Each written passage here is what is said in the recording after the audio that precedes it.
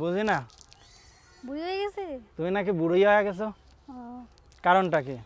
কি জানি একসময় তো মার্কেটে সেই চাহিদা ছিল তোমার। কিসে চাহিদা ছিল মার্কেটে কি জানি রে ভাই, বুঝি না। মার্কেট ডাউন হওয়ার কারণটা কি? জানি না, হুম জানি না। এতদিন পরে আবার ভিডিও করতে আসার কারণ কি? আসলাম তো কষ্ট করে ভাই। তোমার সেই লোকের কি অবস্থা? কোন লোকের? কার সাথে নাকি একজনের সাথে লিঙ্ক আপ হয়েছে? হ্যাঁ, সম্পর্ক হয়েছিল একজনের সঙ্গে। তো কিছু লেগেছে কেমনে? তে আমি বলছিলাম যে আমার দাদির অপারেশন হবে, আমার কিছু টাকার দরকার।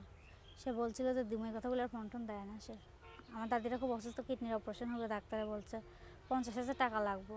হুম। এখন দাদি আমাদের ছোট থেকে মানুষ করছে, বাবা মা ছোটকালে হারাইছে। এখন যদি আমার দাদিকে ভালো না বাসতে পারে তা আমাকেই বা কি ভালোবাসে উনি? দাদির ভালোবাসবি মানে কি? ঘুমাবে কি দাদির সাথে না তোমার সাথে? ঘুমাবে তো আমার সঙ্গে, দাদির সঙ্গে কিসের জন্য ঘুমাবে? তো তাহলে দাদির চিন্তা কিসের জন্য? তারপরও মনে করো ওনার দাদির কোনো দেখতো না, দেখতোই তো। দাদির অপারেশন হবে, কিডনিতে পাথর হয়েছে, ডাক্তার বলছে 50,000 টাকা লাগবে অপারেশন করতে। তো বিয়ে শাদী হোক, আগে একজনের সাথে পরিচয় হইলো আর তার কাছ থেকে টাকা নিয়ে অপারেশন করার কোনো দরকার না, ছিল? আমি বলছি যে বিশ্বাস না হলে তুমি আমাকে ইমোফোন কিনে দাও, আমরা বিয়ে শাদী করি, তারপরেই না তো তুমি দিও। সেটাই আমি এভাবেও তো। বলছি না। সে কি বলছিল? সে বলছিল তুমি আশেপাশে দিছিল, তারপর আর দেয় নাই। কার মানে কি আছে কিভাবে বলবো? তারপরে পরে আর ফোন টোন দিত না, যোগাযোগ করতো না, তাই আর প্রতিবেদনের সামনে আসে। এখন যদি মনের মতো একটা মানুষ পাইতাম, তার সঙ্গে সারাটা জীবন কাটাতাম, যে আশেপাশে না সারা জীবন পাশে থাকতো, এরকম একটা মানুষ পেলেই হতো। আচ্ছা, তো এখন কেমন লোক টোক খুঁজতেছে? যে এরকম হলে হবে না ওই রকম হইতে হবে? এখন ভাগ্যে যা আছে তাই হইব, আল্লাহর সঙ্গে যুদ্ধ করে তার কিছু করা যায় না, ভাগ্যে যা আছে তাই হইব। বিয়ে শাদী ভাগ্যের ব্যাপার। হ্যাঁ, ওইটাই।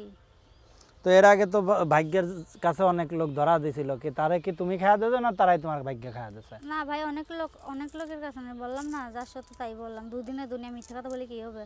ওই যে একদিন তো বললাম- মরেই যাব। হ্যাঁ, এই যে কিছুক্ষণ আগে বললাম না, একজন দাঁড়াইছিল পাশে, আবার সরে গেছে, একজনই ছিল। আচ্ছা, তো যদি কেউ যোগাযোগ করতে চায়, আবার নতুন করে জীবন সংসার সাজাতে চায়, কোনো ব্যবস্থা আছে? হ্যাঁ, প্রতিবেদনের নাম্বারটা দিমু, যদি কারো পাশে নাম্বার থাকার বলতে ইচ্ছা পারবা? থাকে। হ্যাঁ, নাম্বার মুখস্থ আছে। বলো দেখি। প্রিয় দর্শক, 1 মিনিট। প্রিয় দর্শক, বরাবর মতো বলে আসে, আমাদের এই অনুষ্ঠানগুলো শুধুমাত্র বিনোদনের জন্য করা হয়। এই নাম্বারটির মাধ্যম দিয়ে যদি অনাকাঙ্ক্ষিত কোনো দুর্ঘটনা ঘটে, তাহলে অবশ্যই চ্যানেল কর্তৃপক্ষ কোনো দায়ভার নেবে না। তো বন্যার নাম্বারটি এবার একটু বলে দাও। 0131990782। আরেকবার বলো, একটু স্লো মোশনে বলো। 0131990782। আরেকবার। 0131990782। মানে আমি নিজে বুঝি না, মানে একটু গ্যাপ গ্যাপ দিয়ে রাখো, আমাদের তো আবার কাটি এডিট করতে হয়। 0131990782। এবার ঠিক আছে। তো আমরা দর্শক বিদায় নেব। দর্শকদের কিছু বলার আছে? দেশীয় বিদেশি ভাইদের কাছে আমার অনুরোধ, সবারই মা বোন আছে, আর আমরা ওইরকম খারাপ মেয়ে না।